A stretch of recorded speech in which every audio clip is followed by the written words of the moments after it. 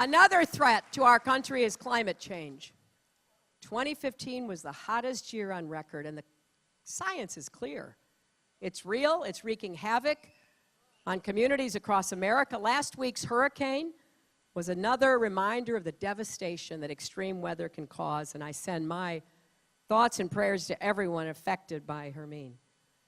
But this is not the last one that's going to hit Florida, given what's happening in the climate. Nobody knows that better than folks right here in Tampa and in the broader region. Sea levels have been rising here about an inch per decade since the 1950s. At the rate we are going, by 2030, which is not that far away, $70 billion of coastal property in this state will be flooding at high tide.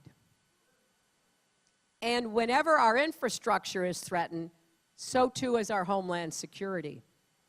The next president will have to work with communities like Tampa's to prepare for future storms.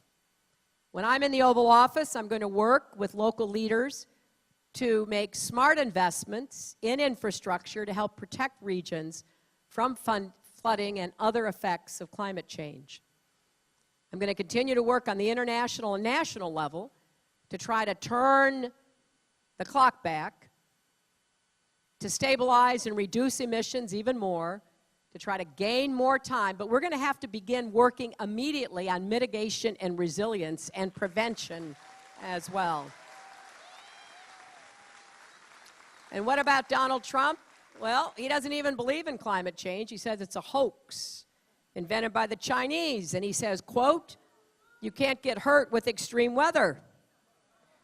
Now, this is the same guy who at one of his golf courses in some coastal place has demanded that a seawall be built to protect his golf course from rising tides.